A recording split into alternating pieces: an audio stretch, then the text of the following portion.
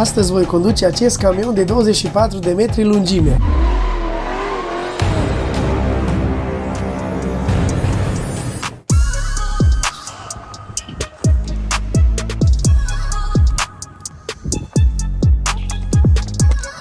Mașina s-a încărcat, putem să pornim.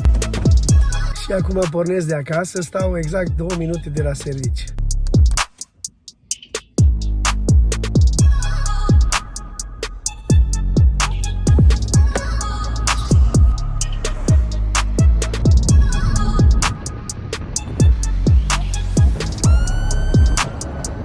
Și am ajuns la camion. Deocamdată nu avem remorca, am lăsat aseară pentru încărcat. Până vom ajunge acolo, ei vor încărca, noi doar luăm și plecăm. Am pornit motorul, l-am lăsat să meargă un pic, să se încălzească. Încălzitorul auxiliar a fost pornit peste noapte, deci s-a încălzit puțin și cabina. Am băgat cardul de tahograf, așa că putem să pornim. Am făcut toate verificările la anvelope, lanțuri, să avem lanțuri în caz de nevoie. Toate anvelopele sunt la nivel optim și putem să-i dăm drumul. Dar cred că este destul de cald, așa că o să-mi las geaca.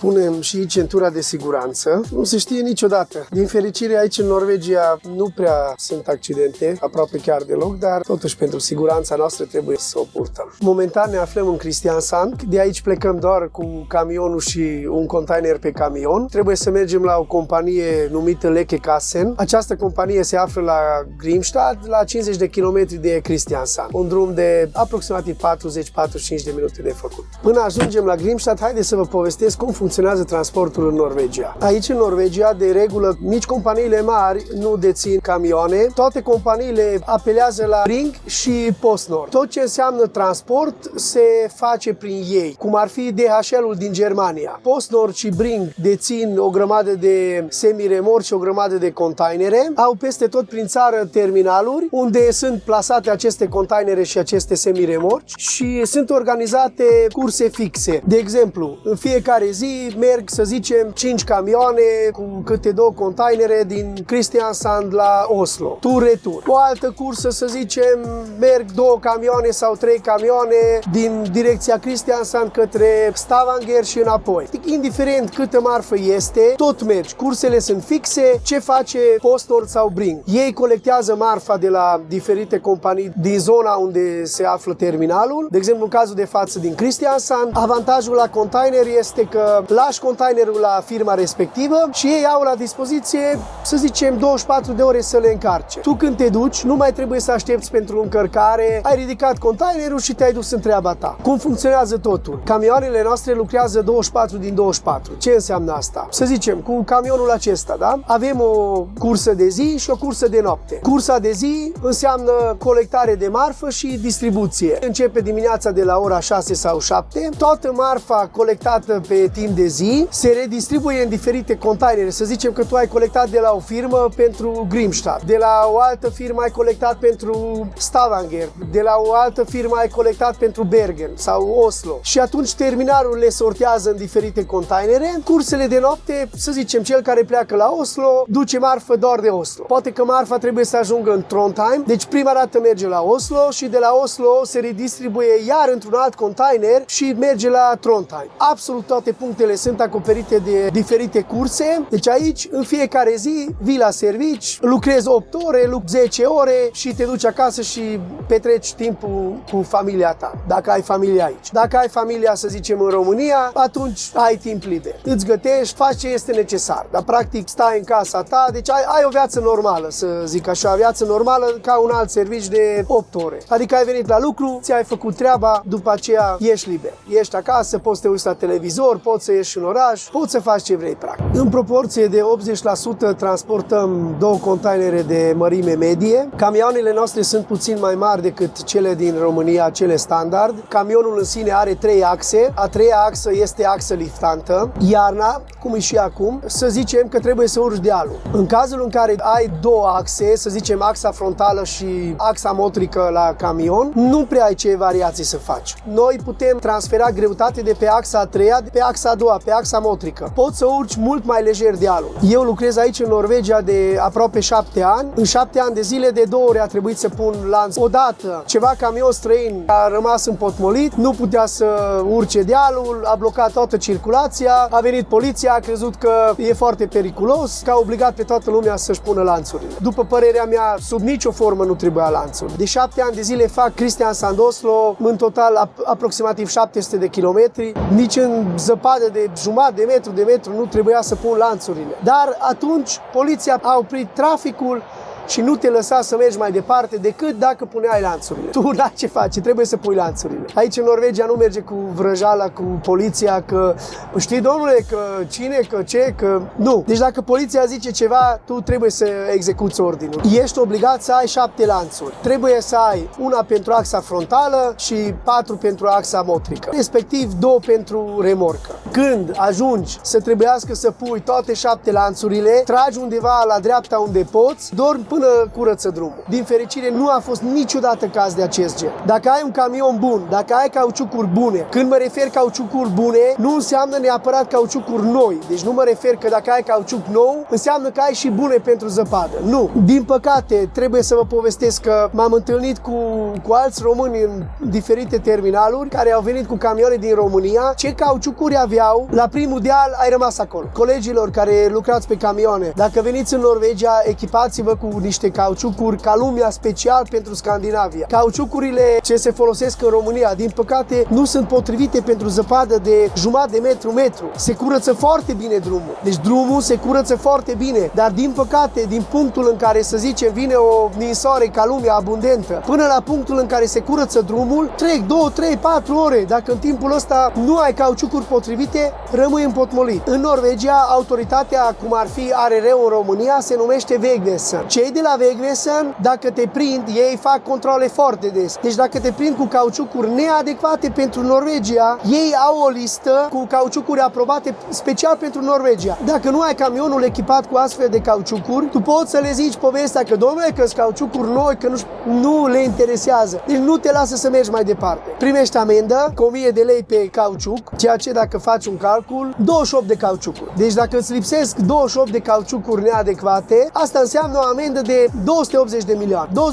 28.000 de lei. Și dacă ai bani și ești dispus să plătești o amendă, doar amenda de 28.000 de lei, plus te obligă să comanzi cauciucuri și dacă vine vianorul și îți mai și montează niște cauciucuri, cred că undeva pe la 20-30.000 de euro ai lăsat în parcarea de control. Sau dacă camionul nu-ți valorează 30.000 de euro, poate ai un camion mai vechi cu care sub nicio formă nu recomand să vii aici în Norvegia, atunci lejer prețul de camion dai pe cauciucuri. Nu vă recomand. Deci dacă nu aveți cauciucuri potrivite și bune, să evitați Norvegia. Și nu spun asta doar șoferilor. Că acum poate că te uiți la acest video și mâine te trimite șeful în Norvegia sau în Scandinavia, în Suedia și tu o să zici, păi l-am văzut pe unul pe YouTube și mi-a zis și lasă vrăjala că ăla vorbește prostii, că nu știe, că nu știu ce. Sunt managerul de transport al companiei noastre de 3 ani, conduc un departament întreg. Ceea ce înseamnă, eu comand cauciucurile, mă ocup de întreținerea și repararea camioanelor, majoritatea șoferilor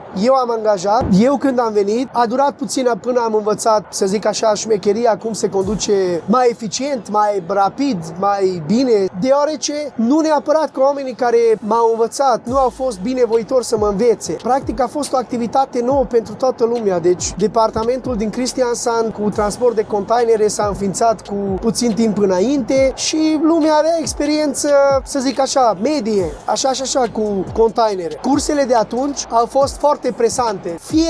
Absolut fiecare minut a fost calculat, trebuia să pornești la timp. Dacă aveai 5, 6, 7 minute de întârziere, aveai o șansă mare să nu mai prinzi feribotul. Cu feribotul trebuia să treci într-o altă parte a Norvegiei, erai foarte presat de timp. Trebuia să iei containerele foarte rapid și pe drum trebuia să-i dai în gură. Pui pe primul loc să ajungi la timp. Asta este cel mai important. Nu te interesează consumul. Dacă ai consum de 45, dacă ai consum de 50, nu contează, dar trebuie să ajungi la timp și în siguranță. Asta e cel mai important. În fiecare zi, în fiecare minut mă gândeam unde pot îmbunătăți să fac mai repede, să fac mai repede, să fac mai repede. Într-o jumătate de an, cu toate îmbunătățirile pe care am implementat și am făcut, am ajuns cel mai bun dintre 400 de șoferi. Am primit o scrisoare de la companie că am ieșit pe primul loc. Tot am încercat să mai îmbunătățesc, dar la un moment dat ajungi la un punct când la o cursă de 12 ore puteam îmbunătăți încă un minut sau încă 2 minute. Toată treaba asta ce a făcut? M-a făcut să adopt cele mai bune tehnici, să nu spargi camionul, dar totuși să faci repede și așa mai departe. Un lucru foarte important pentru cei care nu știu, în camion trebuie să băgăm cardul tahograf, cum v-am arătat la început de cursă. Până în momentul în care scoți cardul, aparatul înregistrează fiecare mișcare a camionului, absolut orice activitate la un control. De exemplu, dacă ai un control de la autorități, îți citesc cardul și ei văd la ce oră ai pornit, cu ce viteze te-ai deplasat și așa mai departe. Deci nu poți fenta sistemul. În trecut, sau probabil că mai există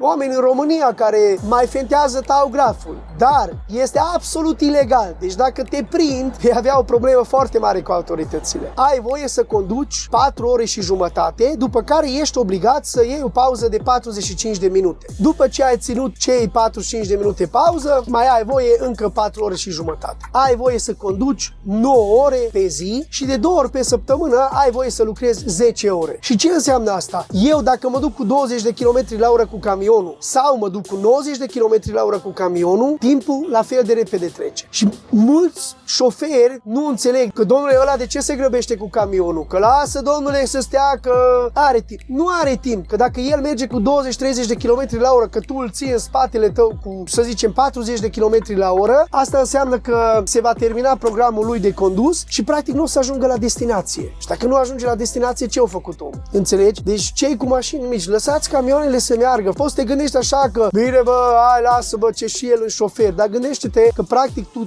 absolut orice cumperi din magazin, să zicem, intri în Ocean sau intri la Lidl, da? Și cumperi orice, acel produs a fost livrat de un camion. Sau te uiți la Formula 1, că îți place Formula 1, da? Acel televizor a fost livrat de un șofer de camion. Când ești în trafic, gândește-te și la treaba asta. Și acum am ajuns la Lekekassen, unde voi lăsa un container gol, voi lua unul încărcat și voi lua modul. Prima dată coborâm roțile de pe axa a treia pentru mai multă stabilitate. Ridicăm camionul pentru a avea spațiu suficient între container și sol pentru deschiderea picioarelor. Tragem camionul în fața rampei unde vom lăsa containerul gol. Deschidem liftul și ajustăm la înălțimea potrivită pentru a putea intra sub rampa de încărcare. Deschidem siguranțele la picioarele containerelor. Fiecare picior are 2 grade de siguranță. Desfacem șurubul care fixează containerul de șasiul camionului.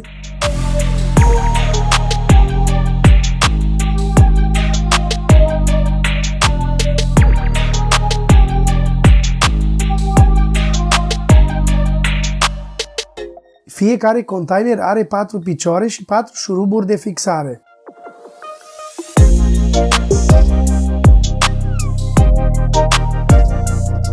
Mergem cu spatele până atingem tampoanele de cauciuc de la rampă. Lăsăm jos camionul suficient încât să nu atingă șasiul containerului, dar nu atât de mult încât să iasă rolele de ghidaj dintre ghidajul de mijloc, deoarece dacă alunecă terenul, camionul poate derapa într-o parte și avem mari șanse să distrugem camionul. Acest container am lăsat în rampă, sub zăpadă este format gheață de câțiva centimetri, deci ieșirea de sub container va fi puțin mai dificil. Nu va trebui să folosesc lanțurile, am ridicat axa a treia să apese mai multă greutate axa a doua, adică cea motrică, și am cuplat sateliții ca ambele roți să tragă deodată. Puțin mai greu, dar iese.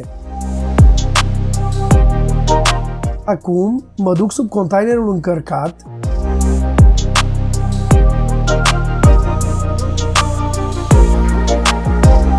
Înainte să ridic, împing afară șuruburile și le blochez ca ulterior când ridic camionul să ghideze șasiul în găurile de fixare.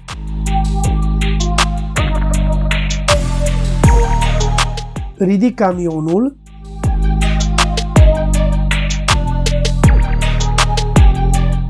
Închid picioarele și strâng șuruburile.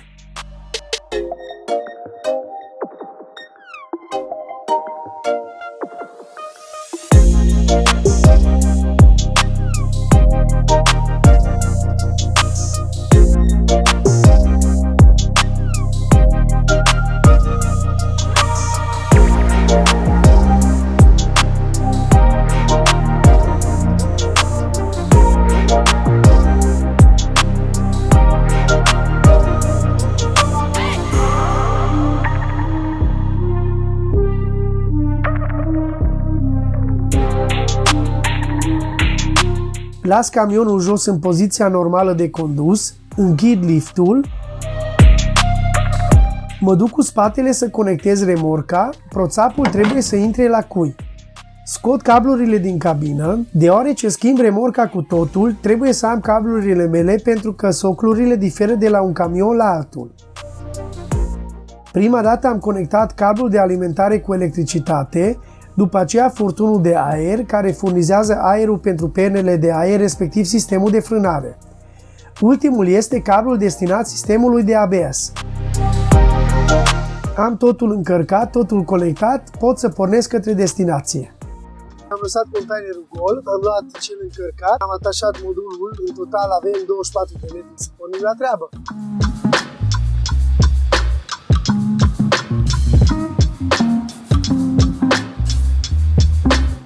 Intrăm în sensul giratoriu.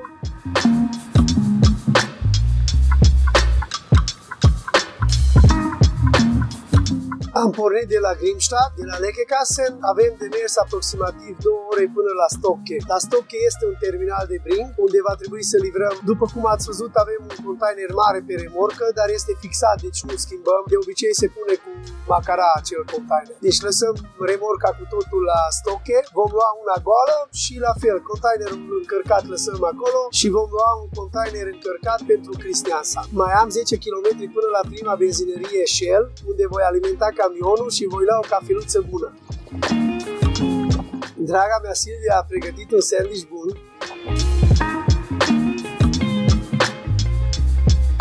Foarte delicios. Mulțumesc frumos! Am voie să mănânc la volan sau nu am voie să mănânc la volan? Sunt curios de părerea ta. Deocamdată este foarte bine curățat drumul, după cum se vede. Mai încolo voi putea să am probleme, că zilele trecute a căzut o zăpadă de 1,5 metru, 2 metri. Și încet, încet ajungem la benzinăria Shell. Cobor să alimentez camionul.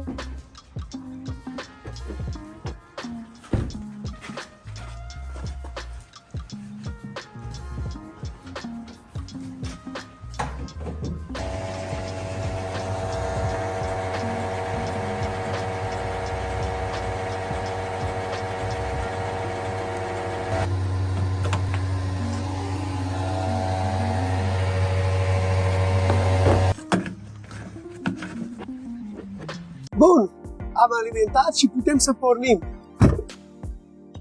După cum ai văzut, schimbul de container și toată treaba ce am făcut la Lekekassen durează cam 15 minute. Deci, efectiv, lucru fizic care trebuie să faci este aproximativ de 15-20 de minute. În rest, doar conduci. Această activitate în comparație, de exemplu, cu camioanele care trag semi-remorci, este total diferit. Cine lucrează pe semi-remorcă știe, ai de încărcat, ai de descărcat, trebuie să legi marfa, deci lucrezi. La încărcări și la descărcări poți să lucrezi chiar ore întregi. Aici este mai lejer. Trebuie să înveți un pic cum se ia un container, cum se lasă corect și în rest e mai mult doar condus. Cum poți să ajungi să lucrezi pe un astfel de camion și cel mai important, câți bani poți câștiga din treaba asta? Hai să vedem prima dată ce trebuie să faci să ajungi în Norvegia și cum funcționează sistemul. Este un pic mai greu să ajungi în sistem, dar odată ajuns, ai un viitor asigurat pe mulți ani de zile dacă dorești să trăiești aici. Iată cum funcționează. În primul rând, ca să poți lucra în Norvegia, trebuie să ai un număr personal sau un număr temporar personal. Pentru a avea acest număr, trebuie să ai o adresă care să înregistrezi, trebuie să ai loc de muncă. Și ca să ai loc de muncă, trebuie să ai acest D-number sau număr personal. Acum vine partea mai grea. Să obții D-number, să zicem că ai trimis CV-uri din România și este vreo firmă care ar vrea să te ajute să vii să lucrezi pentru ei. Firma respectivă sau persoana care vrea să te ajute, deci de unul singur nu ai absolut nicio șansă. Deci dacă vreodată te gândești că hai că mă duc în Norvegia, stau câteva săptămâni sau câteva luni și poate găsesc ceva și o să fie bine, îți spun de acum, nu-ți risipi banii, chiriile costă enorm de mult, să stai la hotel, nici nu intră sub nicio discuție, doar o să cheltui poate câteva zeci de mii de euro, poate că că tot nu o să ai loc de muncă. Prima dată să ajungi în sistem, trebuie să găsești ori pe cineva care vrea să te ajute,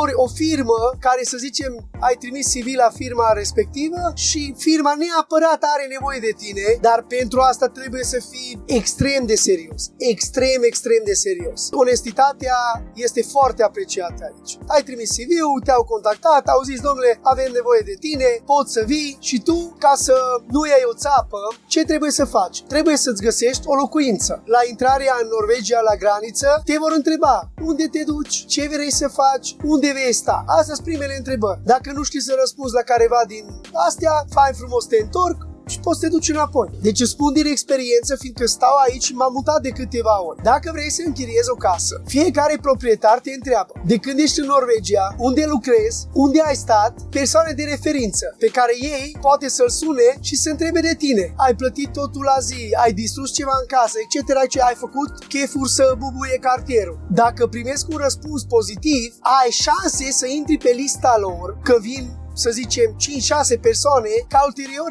ei să selecteze pe cineva la cine vor să dea apartamentul sau casa. Deci în cazul în care tu nu ai trăit aici, n-ai avut nimic de a face cu Norvegia, extrem de greu vei găsi un apartament sau o casă unde să stai. Și dacă ai bani în buzunar, deci nici nu se pune problema de bani. Fără bani, cu părere de rău, dar la ce prețuri sunt în Norvegia, atât la case, cât și la mâncare și utilități și toate celelalte. Într-adevăr, din tot găsești cea mai bună calitate posibilă ce poți găsi vreodată undeva, dar te costă. Bun, să ne întoarcem la casă. Deci nimeni nu vrea să-ți dea casă. Dacă n-ai casă, nu ai cum să-ți faci D-number, dacă nu ai D-number, nu ai cum să lucrezi. Este așa un cerc vicios. Deci dacă cineva îți promite, recomandarea mea este în felul următor. Dacă vii să lucrezi în Norvegia, caută-ți o firmă norvegiană. Ăia serioși. Ăia îți dau salariul la timp. Nu a existat nici măcar o singură dată, o singură zi, ca în ultima zi a lunei respective să nu îmi intre salariul. Nu a existat. Deci cât ai lucrat, atâta primești. Nu există. Bun, să zicem, ai găsit o firmă în Norvegia. Ce trebuie să faci? Trebuie să le comunici că, domnule, eu acum vin prima dată în Norvegia. Eu nu am posibilitate să găsesc o chirie. Mai ales telefonic, nimeni nu o să-ți dea o chirie. Și atunci, poți să te înțelegi cu ei, eventual să-ți caute și dacă chiar au nevoie de tine și consideră că merită să investească timp și bani în tine, atunci o vor face. Peste tot trebuie să plătești 2-3 luni în avans, ca și garanție, plus chiria pentru luna respectivă în avans. Aproximativ, să zicem, dacă găsești, nu prea sunt, dar dacă găsești un apartament cu o cameră sau să zic un departament dintr-o casă, să zicem, te costă undeva pe la 3.000-3.500 de lei pe lună. Dacă vrei un apartament sau o casă cu 2 camere, să zicem un living, un dormitor sau un living sau încă 2 dormitoare, te costă undeva pe la 5-6-7.000 de lei pe lună. Aici în Norvegia încălzirea se face doar electric. Pentru o căsuță cu 2 camere te costă undeva în timpul iernii undeva pe la 5-600 de lei curentul. Deci nu este foarte mult comparativ cu venitul pe care o să ai. Să zicem, compania respectivă ți-a găsit o chirie, vii să lucrezi, de regulă salariul se dă cu 15 zile sau o lună întârziere. Asta pentru siguranța lor. Așa fac.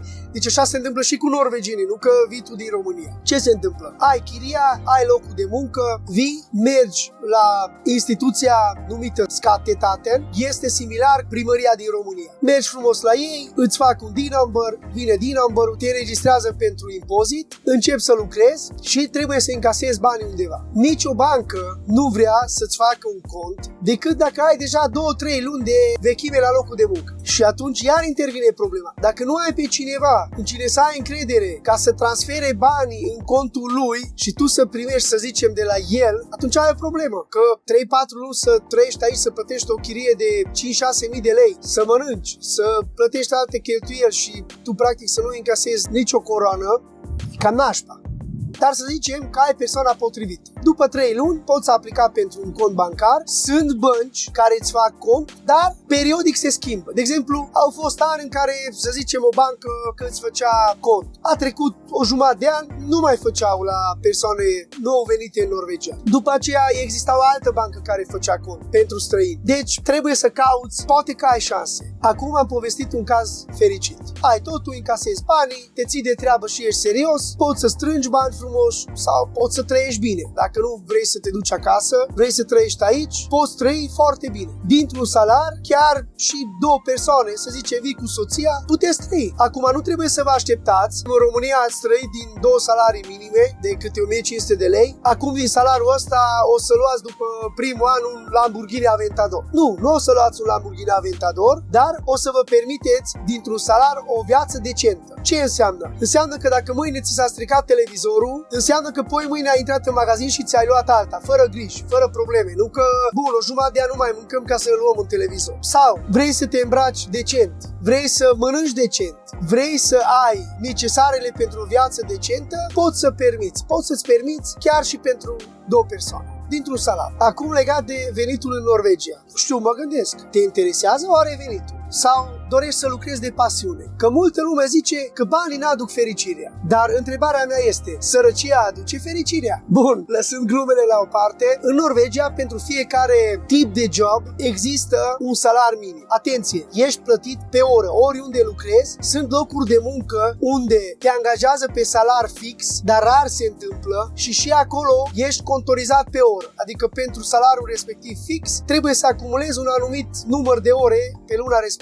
Dar în general nu se face așa. În general se face plata pe oră. Ce înseamnă? De exemplu, vrei să lucrezi în curățenie, ești plătit undeva pe la 100-110 lei pe oră. Ca și șofer de camion, ești plătit cam la fel. Undeva pe la 100-120 de lei pe oră. Standard. Acumulezi într-o lună un anumit număr de ore, după care te plătesc cu 50% compensat. Adică primești 160 de lei pe oră. Acum, venitul tău depinde cât lucrezi. Cel mai ușor mod de a găsi un job este să te angajezi ca și vicar. Vicar se numește persoana care este angajat doar temporar și ești chemat la lucru când au ei nevoie. De exemplu, în perioada de vacanțe se închid o grămadă de firme și toată lumea își ia vacanță deodată. Dar totuși sunt joburi unde trebuie să lucrezi, fiindcă, de exemplu, în transport se reduce volumul de lucru, dar tot trebuie să faci câteva curse. Și atunci, de exemplu, și compania noastră, dacă suntem mai mulți care dorim să plecăm în vacanță de vară, trebuie să angajăm un vicar. Ce se întâmplă? Vine vicarul și zic, Mitică, azi lucrez pe cursa cu tare. Mâine lucrez pe cursa cu tare. Joi nu am nevoie de tine. Îmi pare rău, nu am să-ți dau de lucru. Sâmbătă trebuie să lucrez, că am nevoie de tine. Și dacă vine acest Mitică și își îndeplinește sarcina cu seriozitate, noi apreciem și are șanse mari să rămână angajat într-o poziție permanentă. Toată lumea prima dată o să-ți facă un contract temporar pentru 3 luni, 6 luni și dacă tu în timpul ăsta începi să faci faze de genul că azi mă doare stomacul și mâine mă doare capul și poi mâine nu știu ce a pățit pisica și tot cu figuri și chestii și șmecherii și șmenuri, ai șanse mari să zică mulțumim, nu mai avem nevoie de tine. Deci dacă auzi de la alții care sunt aici și că au făcut și nu știu ce, nu te lua după ei. Posibil să fie așa, dar posibil că au stat aici și 10-15 ani și au număr permanent de Norvegia și au o vechime de muncă de 10 ani, îl tratează total altfel, total diferit față de tine care aterizezi acum aici.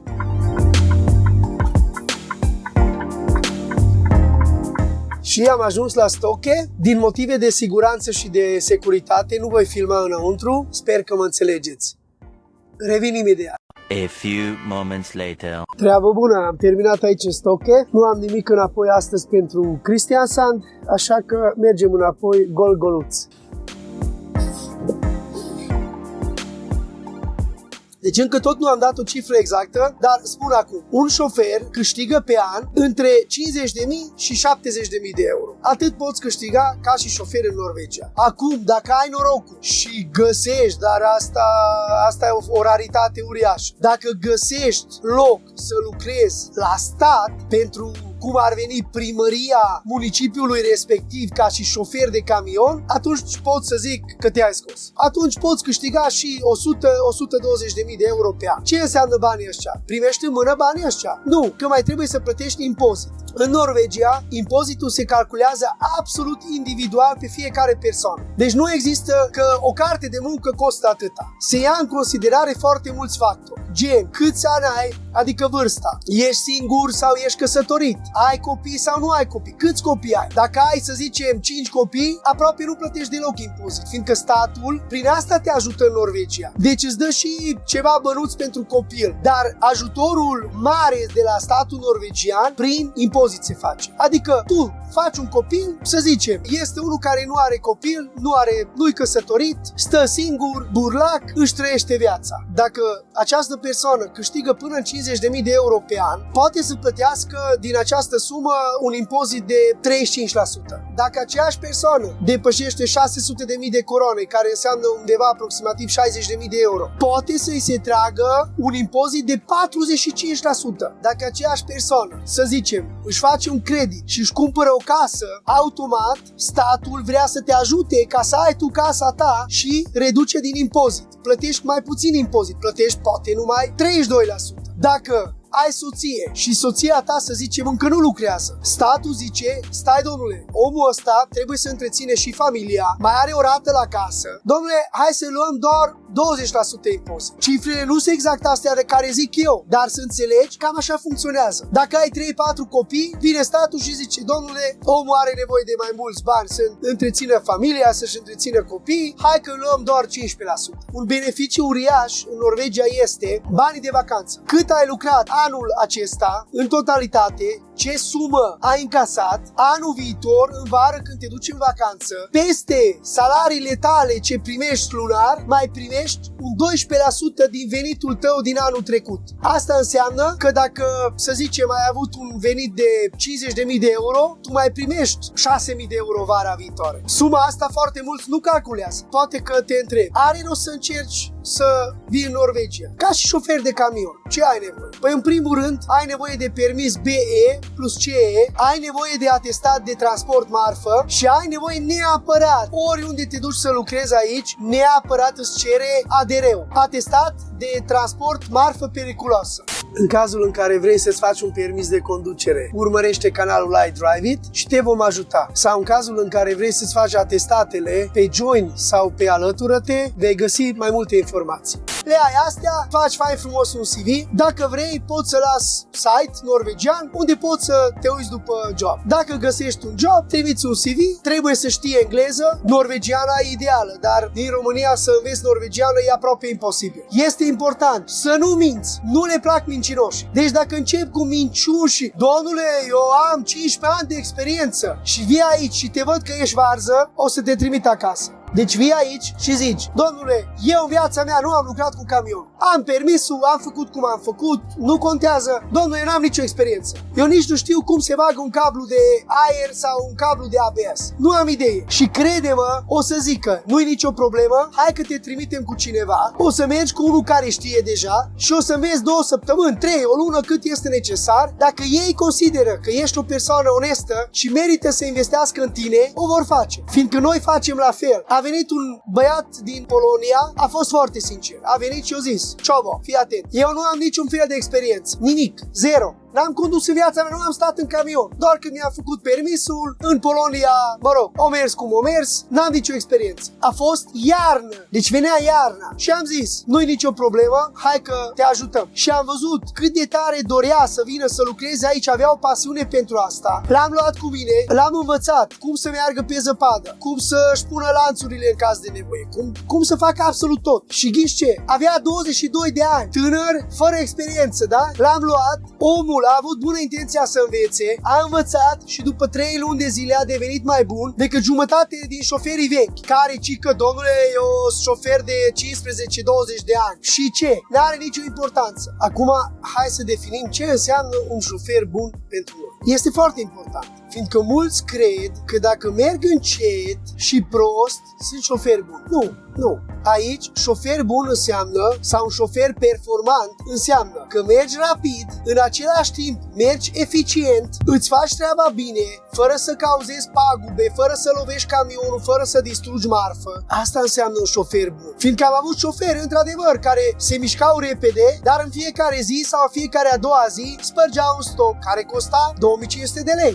distrugeau marfă. Băi frate, dacă distrugi marfa, noi, compania, trebuie să achităm. Dar poți să zici, da, există asigurare. Bun, dar la asigurare există o parte proprie care tu trebuie să achiți. Deci dacă tu, să zicem, transport, nu știu, geamul, da? Și tu nu ești atent că te grăbești și spargi geamurile respective. Bun, în regulă, asiguratorul va plăti partea mai mare, dar noi tot trebuie să plătim. Tu dacă fiecare a doua, a treia zi vii și spargi ceva, păi înseamnă că ești un șofer prost, nu? Șofer rapid. Ce înseamnă? Nu înseamnă că dacă cineva merge cu 70 la oră și 60 la oră pe autostradă, că domnule are grijă de camion, ăla e șofer bun. Nu! Deci trebuie să fii rapid, trebuie să nu spargi lucruri, să nu furi. Deci dacă începi să furi din marfă sau din motor sau încep cu prostii din astea, tu în Norvegia nu o să mai găsești niciun loc de muncă. Deci am avut caz, șofer de la noi s-a apucat să fure, că s-a gândit, lasă domnule, ce, uite din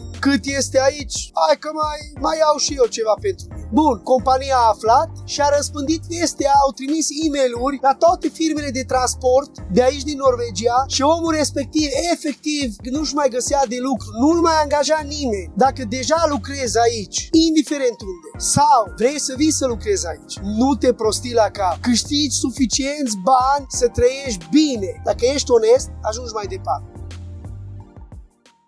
Cam așa arată o zi din viața unui șofer de camion din Norvegia. Sper că v-a plăcut. Dacă aveți întrebări, dacă mai vreți să vedeți ceva despre care am vorbit eu astăzi în acest videoclip, vă aștept întrebările în secțiunea de comentarii. Mă duc acasă că mă așteaptă soția cu o mâncare bună. Nu uita să dai un like, un share și un subscribe. V-am pupat! Pa!